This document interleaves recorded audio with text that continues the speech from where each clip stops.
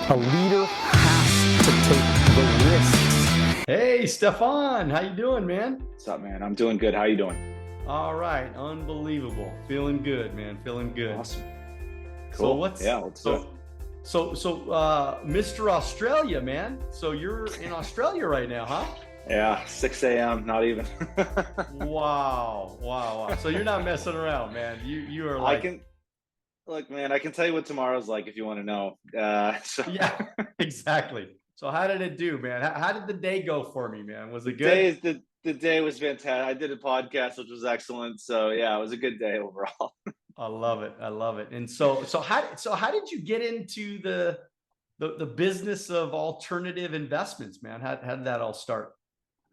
I came through micro private equity. So buying and selling digital assets like websites and domain names and even some crypto and yeah, I mean basically that was kind of like my entry path in. But after about 6 months of doing it, I realized like, all right, this is what's happening in the world in terms of alternative investing is a lot bigger than just micro PE. There's a whole bunch of stuff happening, and around that same time, there Okay, was stop right there. Stop right there. Micro yeah, PE.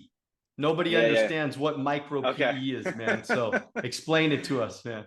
So micro private equity Okay. is basically like kind of like a term for buying and selling websites and digital assets that are under $1 million.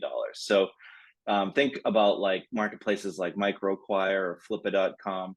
I actually used to work at Flippa.com, and that's kind of how I got into it. So it's basically buying and selling, small businesses. So let me just ask you this. So you if there's a website, like you were buying website names and things like that, is that what you're saying? Or actual websites? The actual websites, yeah. So people don't realize this, but there's a pretty big market for buying and selling, websites. They can be traded and sold like anything else. People don't really think about this too much, but like I think they're starting to.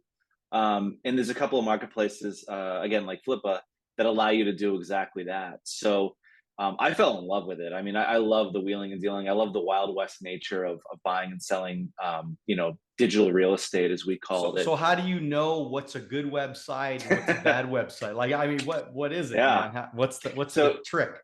that's it. There is no one trick. And so what over the years of doing this, I realized that, yeah, you're right. There is no one trick, and there's a lot you have to watch out for.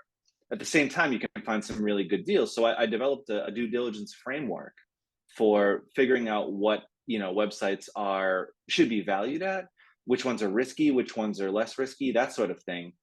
And it's just kind of started to apply that same framework to all sorts of alternative investments, collectibles, even stuff like farmland and music rights, also like that whole extra world of alternatives out there. But it all started with valuing and trying to understand the true value and the risk with different websites essentially. And so, I mean, how much money can you make on doing this kind of stuff? I mean, what was your best investment on buying a website? What would you make? It's funny, like the very first website I ever had, I had it for 7 years, and I ended up selling it. And I that one I think we sold for about 50 or 60 thousand dollars, but it wasn't. That was just kind of like the first one. That was in terms of like the overall like return. I remember I bought a website for $700 right before COVID. It was a website that was drop shipping saunas to people in like their backyard and stuff, right? So do it like, at home like sauna kits where you could basically like build a sauna in your backyard. You think, all right, well that's probably pretty niche, and then COVID happened, and like everyone wanted like to stay at home and wanted at home offices and saunas and all sorts of amenities. And so this site I bought for $700. I think I ended up selling it for like 7,000, and that was like it was like 5 or 6 months later.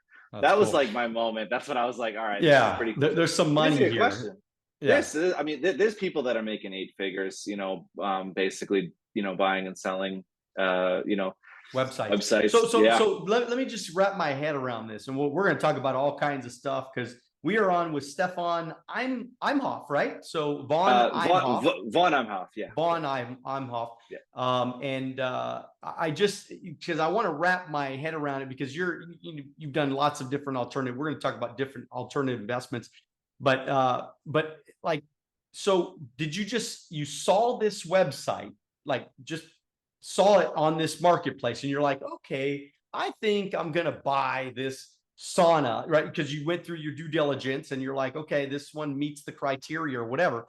And so you're like, okay, I'm going to buy this website because nobody owned it, or somebody owned it but wasn't using it, or is that kind of the way it is? People definitely own them. Yeah, like okay. It's not like they're just sitting around collecting dust. Okay. Yeah, people definitely own them. A lot of the time, they just don't know what to do with them. Like they might have had it for like a few years, and like they kind of made a few sales, but they didn't really put the effort into it to. It's kind of like, think of it like flipping a house, right? Like there's a lot of houses that are neglected, a lot of real estate that's in a good location, maybe, but it just hasn't, doesn't have the TLC. And so, there's professional flippers who go and they rehab it and renovate it and add a kitchen, redo the kitchen, bathroom, what have you. Websites are the same way, right? Like the same exact thing. Like you can fix the design, you can fix the flows, you can fix the SEO, and so the idea is that you buy well, and you make money when you buy, not when you sell. That's kind of the idea. Right. And on average, what's the time to flip those things? Is it just so basically, do you just take it back and you put it on the marketplace again, and then somebody will come to you and say, hey, I want that website, and then they'll come to you and then they'll offer you a price? Is that kind of the way it works? That's it. Yeah. I mean, that's it's like any other marketplace in that respect.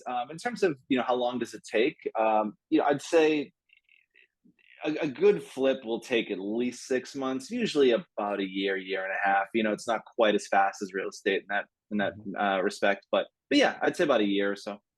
So then you got into vacation rentals, and so you're like, okay, I'm going to do some vacation rentals stuff. And what made you get, well, because look, the first, let's just talk about this. I mean, obviously vacation rentals is kind of a scary little place to be right now, with the economy ready to take another dive in the next 12 months.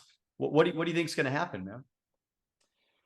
What I like about vacation rentals is they cash flow like commercial real estate, but they are priced like residential real estate, which is a pretty rare combination. I mean, I think from a cash flow standpoint, vacation rentals are fantastic. I think there's two problems with them. Number one is the maintenance is a lot more work than people realize, and the property management upkeep, and either you're doing it yourself, which is a huge time suck, or you're paying for it, which can be really expensive. I think that's number one. Like there's a lot of top line revenue, but really doing a good job maintaining them and managing the property can take a lot of time and money. I think the other thing with vacation rentals is just the risk from regulation. I mean, there's cities all over the place that are cracking down on vacation rentals. I mean, I think it started in like Santa Monica was like one of the first to like really, put in big rules. Santa Barbara, where I used to live, famously like got rid of basically all of them except, a few. Not every city's like that. There's some cities that are very loose with the rules and probably always will be, but that is definitely a big risk, I think, with short-term rentals. Other than that, I think they're a fantastic alternative investment. And as far as the economy, where do you think the economy's going, and what do you think is going to happen in the real estate market? There's not one economy and there's not one real estate market. I mean, everything's local. I think that like, yeah, like if you look at like, just like in '07, you look at like overbuilt areas, right?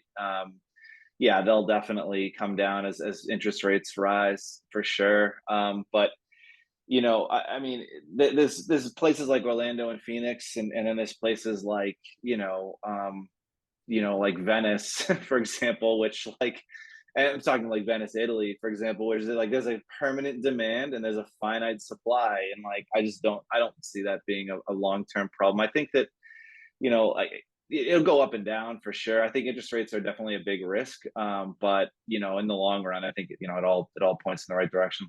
I'm not worried. And so I mean, where did you get this entrepreneurial spirit? Because you're kind of like, you're doing a lot of different things right now. I mean, vinyl records, man. I mean, yeah, that's right. Who would have thought about vinyl records? And Yeah. what can you make in the vinyl record business? I never thought about that, man. I mean, Vinyl, you don't really go into vinyl like trying to make a lot of money. I think it's more of okay, like all a, right, it's like a, you know what a vinyl hobby is though? for you. Like, it holds, it's a hobby, but it holds its value really well. So like, Okay, if you're going to buy, like let's say like cars or something, cars depreciate like crazy. Like we all know this. Like they're not like right. really like a great investment. Vinyl just the vinyl revival is real. It's not just like me saying this. Like it's like actually like you see it in the data. Like we actually create the indices, our company, to figure out what's happening in that market because no one else is really doing it. And yeah, I mean, there's a lot to be said about vinyl as a store of value. It doesn't go down. It doesn't shoot to the moon, but it holds its value really, really well. But yeah, like to answer your question, Let me just real quick jump in. My son, I mean, you're right, because my son last year, I bought him a record player and he's 20 years nice. old, right? I bought him a record player. And then I got my pop, which is, my father, I Yeah, got him to look at all his records because he's a musician. And I mean, he just brought crates and crates of vinyl records. So tell me, maybe you could text yeah. me some good ones out there, and I'll look Oh, and see if I got any good ones. I'll But I tell mean, you right now, we got crates, man. if you got like old Beatles, Rolling Stones, Pink Floyd, all the 60s, Right, like, I right, mean, that stuff is gold. Like, right. you wouldn't think it, but like hundreds of dollars per record if they're in good condition. Really, No, really. Okay, without question. Without question. okay, Yeah. Yeah. okay. Yeah. Cool. That's good to know. Okay, so carry on. Yeah. So, I mean, in terms of entrepreneurial spirit, man, I honestly, like, I was a paper boy as a kid. And like, I really think that that's like where so much of this comes from is like having like, I don't even know if people like, if there's even paper boys is still a thing. Like you tell me, like I don't I think just I so. had a I don't think so either. Like I had a paper out and like I'm telling you, like that was like having a business like at like, age like 15, 14, like that's like a really big deal, a big responsibility too. Also forces you to get up early, which, clearly like it's like 5:30 a.m. here. Like I've never had a problem with, but yeah, I think it all comes down to that. It's actually sad that those, paper routes have gone away. I think they're fantastic way to like kind of learn how to like run a business as a young person. Now, did your parents, were they entrepreneurs or just people that had jobs? Nah, they weren't entrepreneurial. I didn't get it from my parents, that's for sure. I've thought about that a lot actually. Yeah, neither of them are they're both pretty by the book. So yeah, kind of interesting how that works out. And so, what kind of kid were you growing up? I mean, were you a bad kid, a good kid, good I grades, wasn't bad I grades? wasn't bad, but I was very like I didn't like authority, and I mean, who does as a kid? But also, I just like especially didn't, And I was just very like alternative in terms of like music, clothes, thinking. Like I didn't like really fit in too much in like middle school or like high school. Like it was great, it was fun, but like I wouldn't say I was like a mainstream kind of like person. And so like I've kind of just carried that with me like my whole life. So yeah, that's probably how I would define my childhood. Very like just thinking differently. Yeah, I love asking that question because I notice that probably 80-90% of the people that I interview, which I only interview people that have been pretty successful in their fields, and so you're talking, the top 1% of America is who I'm interviewing, and the truth, or actually even across the world. And it's interesting because most of these people are college dropouts.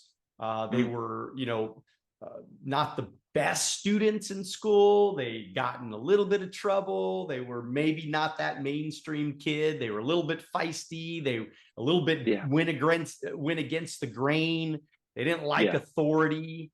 And right. so these are, I noticed this because I think that if somebody's watching right now or listening on iTunes or Spotify, or they're watching on YouTube right now, they they're usually those people that are a little bit the same. They're a little bit feisty, Yeah. they're a little bit against the grain, and maybe that could be a clue to people that are watching or listening, is that if you are so uh, rules based in your life, it's going to be a lot more difficult, I believe, to invent something or create Oh yeah. something or be a business owner or be an entrepreneur, because you can't fall in line all the time. I was just talking, I do a Wealth on the Beach coaching program every Wednesday morning, and I was coaching some guys this morning, and they were and I told them, I said, I think what happened in my business and why we built an organization of 1,500 agents, 52 offices, and had some decent successes because I built leaders. I didn't tell you all the answers. I didn't go around just trying to make sure I told everybody what to do.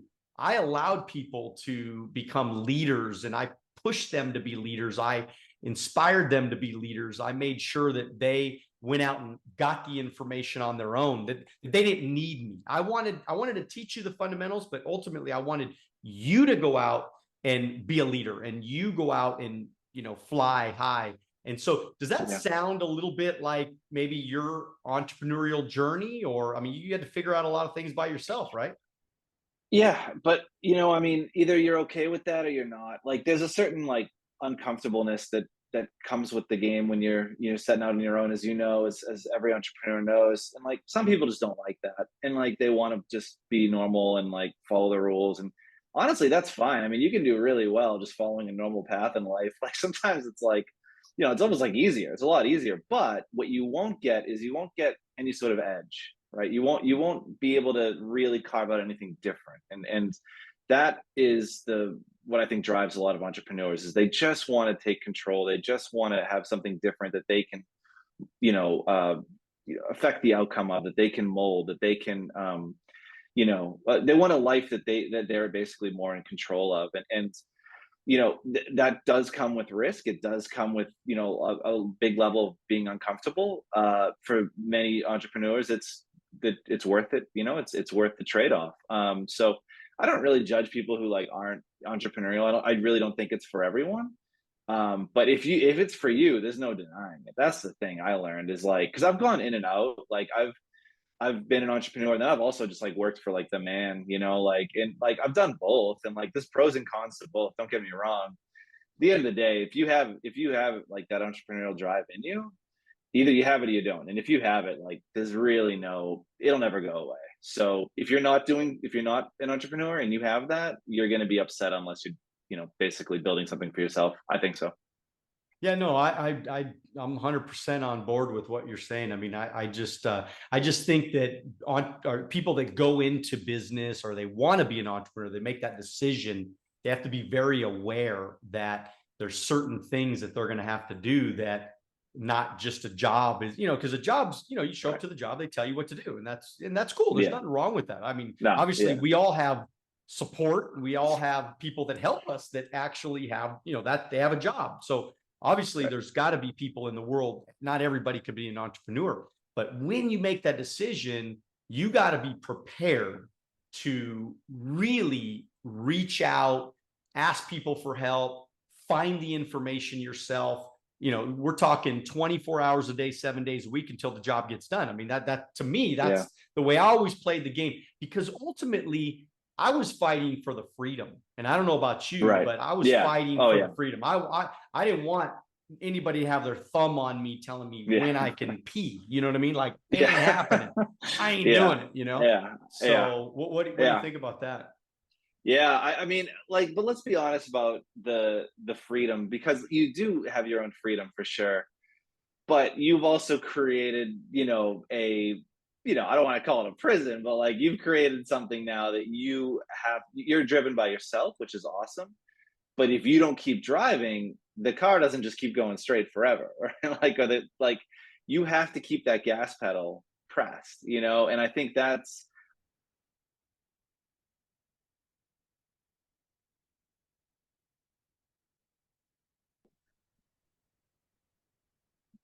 think a lot of people can't understand how you can kind of always press on the gas pedal all the time. But that is definitely what you have to do if you're an entrepreneur. And again, either you have it or you don't. If you have it, you have no problem basically being in go mode basically all the time. And that's the life we chose, man. Well, I'll tell you what, man, we got to talk, because Wealth on the Beach really was kind of put together for this notion that we don't have to do that all the time, right? I mean, Yeah. I built a business that literally at 28, completely financially independent, and then it's been running on its own for the last, you're talking 20 years now. This thing has been on autopilot. And again, I do it. I Yeah. work the business when I can. I don't really do a whole lot anymore, but I work the business only because it gives me purpose. But the truth Yes. is, if I Yes. never worked a day in my life from probably even the age of 25, I would have made Yeah. a really nice living Yeah. without having to get out of bed. So it's kind of like with the vacation rentals. Obviously, there's maintenance on that stuff. You got to kind of watch it. And of course, if you want the income to grow. So I think it's more of like, because I get what you're saying, but the truth is, at least my reality, my truth is that you could actually build a business if you do it the right way, where you can duplicate it with lots and lots of other people that are also trying to get to where you're at. And that all because people inevitably will work harder for themselves than they do for someone else. So if they're Yeah. the leader, so I built a lot of different franchises, so they're very motivated to grow theirs to a certain level that gives them freedom.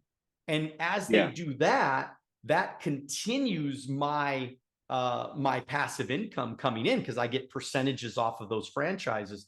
And so the point I'm trying to make is that, man, I mean, if anything, whether it be, the vinyl business or websites or whatever, I mean, you can automate that, duplicate it, hire people, recruit people that give them interest in what you're doing. Next thing you know, they're on their own, building their own stuff, but you might be able to get a little percentage of that. Ultimately, that's what has allowed my income to be passive for now 20 plus years. I mean, really almost 25 probably, but at a higher Yeah. level since I was 28. So again, I get what you're saying, but I just wanted to No, interject that because that's why I did it. yeah. I mean, it's funny because like you're absolutely right. I mean, you can definitely at any time, dial back and let the passive nature of what you've built up take over. But like I think what you said about purpose is really important because like most entrepreneurs never really stop, right? Like you're right. Like I could stop working for like, a year and still make money, but what would I do with my time? Like why like what else would I do? Just sit on a beach? Like no, I love the beach. Don't get me wrong. So I know you do. It's the name of the podcast, but like there's just something like bigger driving you, and it's like I would just get bored. Like I would, you So know what I what mean? Like drives you, it's, man? So what is it that really, like, what is that drive inside of you? What's driving you? I mean, for me, it's like understanding and for myself, interesting things that are happening in the world and relaying what I've learned to an audience of, now we're up to 75,000 people. And that's it. I mean, it's basically like alternative investing media is basically the company we're building. And I think of it like alternative thinking, right? Like just different ways of thinking about markets that no one thinks about, opportunities that no one thinks about, under discussed countries to invest in, under discussed alternative investments. And I don't go into this stuff knowing everything about all of it, right? Like that's not like how any of this works. Like rather, I basically just, I set out to learn and I teach people what I've learned and take them along for the ride. And that's what drives me. And there's an endless supply of things to learn and think about and talk about and write about in the world. And so that's what drives me.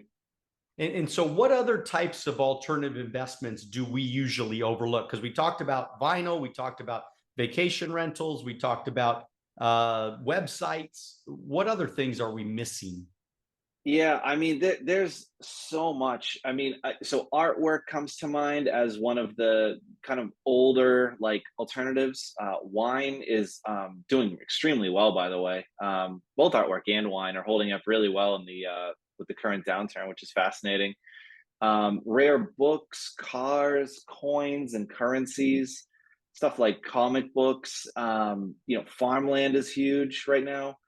And then there's like yield producing investments, stuff like, debt financing, litigation finance, right? So, Litigation finance. What is that, man? yeah. What's that about? So litigation finance is really under discussed. It's pretty fascinating too. I mean, basically, think of it like this, right? Like anytime there's a lawsuit, um, it costs money to bring a lawsuit to life, right? Like it's lawyers aren't cheap, and so how do you pay for that? As a plaintiff, right? Well, there's a lot of options. A, you can just have the money. B, you put it on a credit card. C, D, and E, there's a whole bunch of other options. One of those options is you basically just get financing for your lawsuit. So there are funds now and pools of funds that basically they'll finance the lawsuit for you, and if you win, you share a slice of the winnings with the investors. So it's kind of like it's risky. It's kind of like Yeah, venture that's capital in very a risky. way. That's very risky. Yeah. It is if you just do one lawsuit, but if you fund I mean, if you're throwing money into a pool, and that pool, funds 100, 200 lawsuits a year, the hit rate on the wins will make up for the losses, right? So Wow, I mean, that's there's no brilliant, guarantees in brilliant. life, Yeah, but yeah, that's the idea. That's kind of how yeah. that works. So I mean, yeah, that's an interesting option. Yeah, I mean, everything's collectibles, sneakers, sports cards, memorabilia, watches. There's so much out there right now. There's markets in everything. It's like we like to say, and that's what we explore. And so you're basically what you're doing is you're exploring all these ideas, and then you are so what's the I mean, obviously you're sharing this with your audience, but do the people invest into your company? Is the company that you're building, are you building like a fund for all of these types of investments? Is that kind of what you're We trying to Yeah, put together? yeah, that's it. So we do have a fund. We have a fund. Our first one launched about 9 months ago, and that's exactly what we're doing. So we basically we go out, we learn about these new markets, we learn about the investable alternative opportunities, and then we find something really, really good.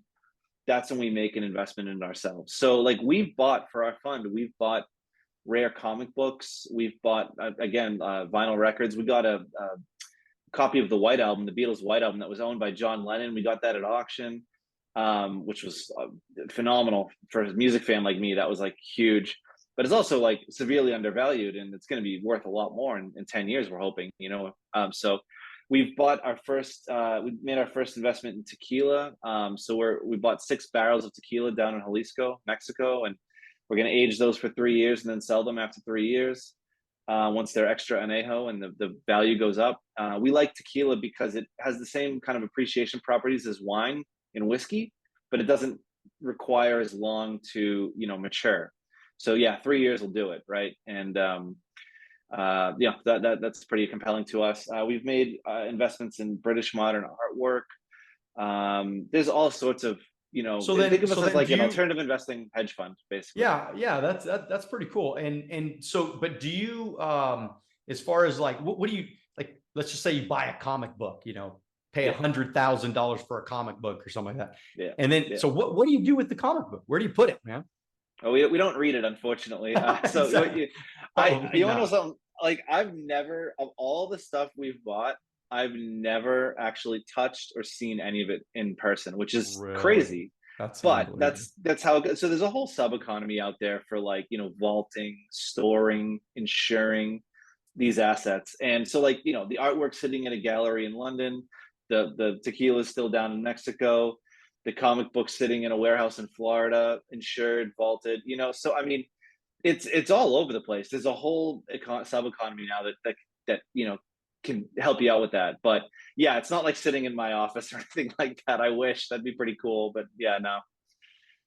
That's pretty fascinating, man. That's a pretty neat thing that you're doing here. And so what I mean, as far as as we kind of start wrapping things up, give us some tips, man, on how, because like when I look at you and I go, okay, young guy, successful, building a fund. I mean, you got tons of knowledge on a lot of these different areas, traveled the world. You're living in Australia right now.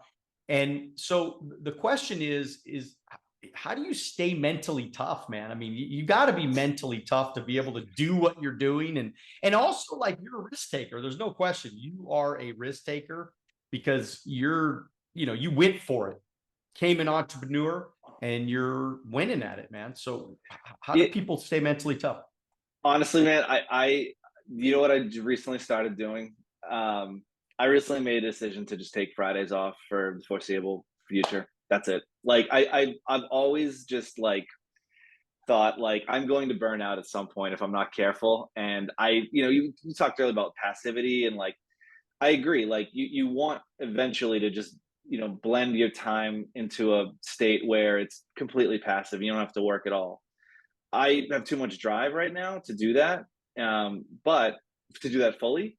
But I've made the decision that in order to stay mentally fit, what I should start doing is start working, making real efforts to get away from the gas pedal on all the time. And so, yeah, I mean, it's like it's not normal for a CEO to say this, but like, yeah, I mean, I take Fridays off, every single one. So that's how I do it. Everyone's different, And some what do you do on people. Friday, man? What do you do on Friday? What do you You want to do? know, man? Yeah, I want to know. I ride my bike and I go shopping for vinyl records and Oh, fun fantastic. collectibles in Melbourne, and Yeah, see, you're not it even just off, dude. You're not even off, man. You're looking for vinyl records. That's not a day off, bro. It doesn't count, well, man. I don't So check email. That's the key. okay. That's the Oh, key. okay. All right. Yeah. Well, that's good. That's good. But no, I look, I mean, the truth is that I think we all want a life, and this is why I think that my podcast, my websites, my Instagram, my YouTube's, right, whatever. I think that it's hit a little chord. We just came out with a book not too long ago, Wealth on the Beach, and it's done very well on Amazon and through our website, and I feel like this is what so many people want, but they don't know how to get there. And so it's kind of like, I mean, and I'm not telling people to invest into your company or invest into my company or anybody.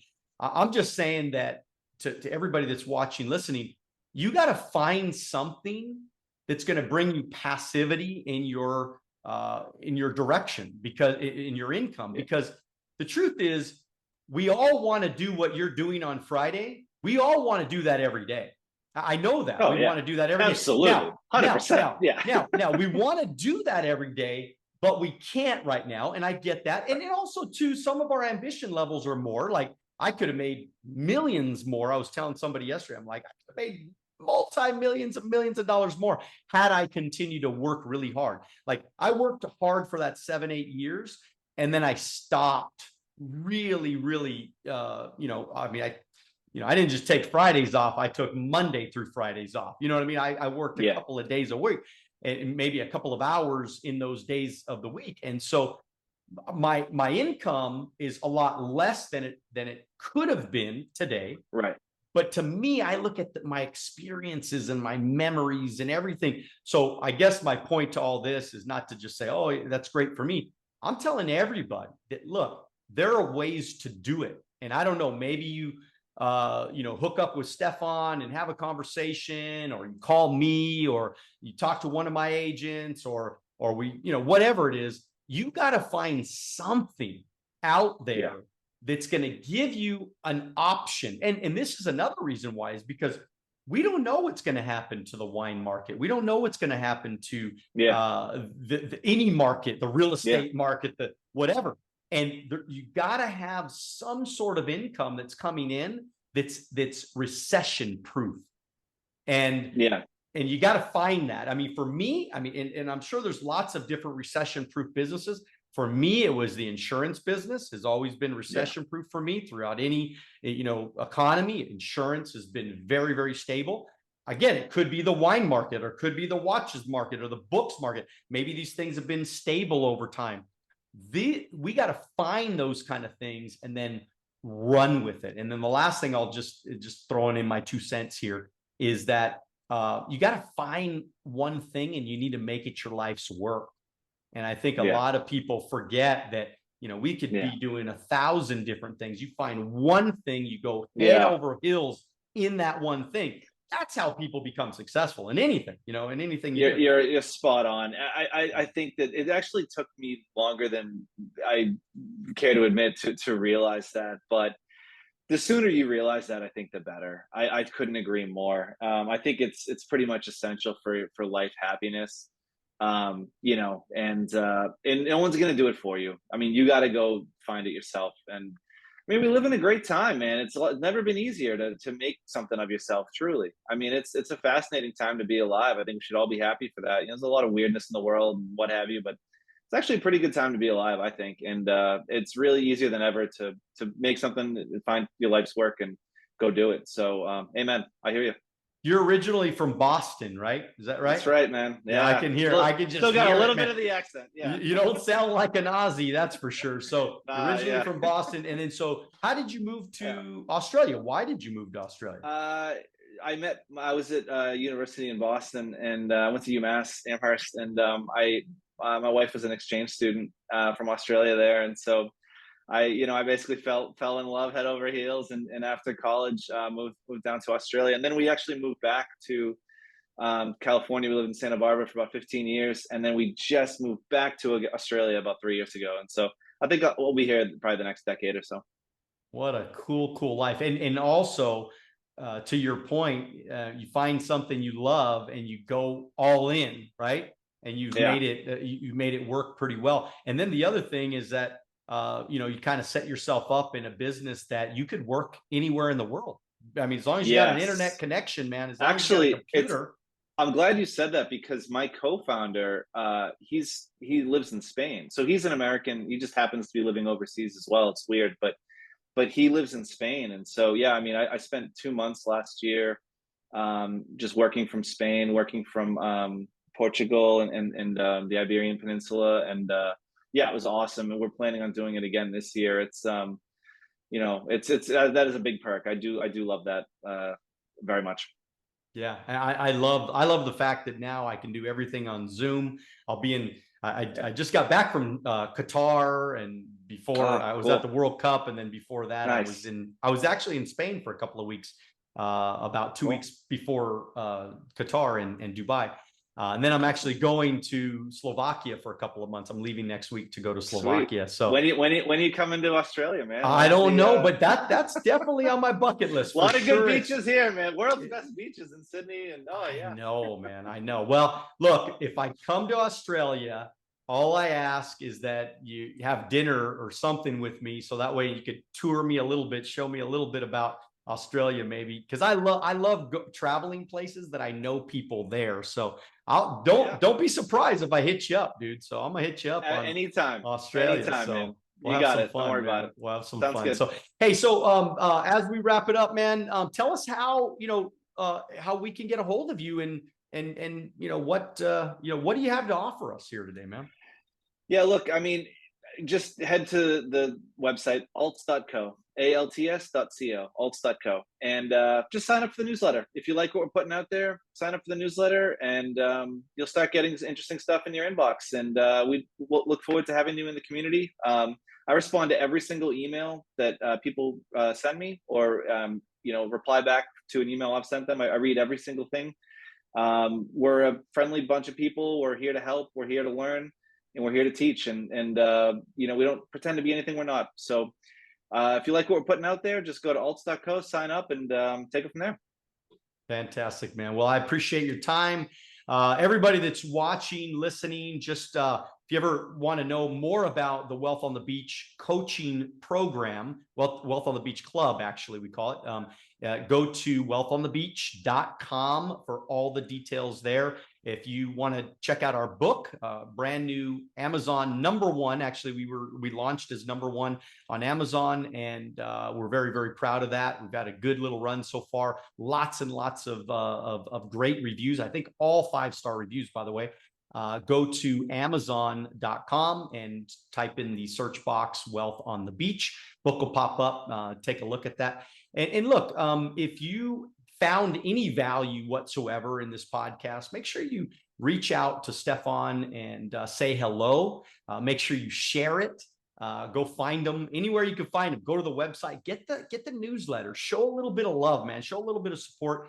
Just remember, whatever, you're putting out in the world, man, you're getting back. So reach out, meet these people, ask questions, learn new things, try to create a relationship with people. Remember, life is about who you know, not just what you know, but it's who you know. The relationships in my life have created what I have today, and they're continuing to create what I have today. Some of the best investments that I've ever made in my life were all because of a little conversation from one person. That person told me to talk to this person. Next thing you know, I built a relationship that has made me, in some cases, millions and millions of dollars. And so I want to encourage all of you to keep an open mind, stay excited, stay hungry, and keep believing in yourself. So no question about it, man. Continue to dream bigger than you could imagine. Continue to work hard, get after it, but most importantly, do it now. God bless. We'll see you at the top.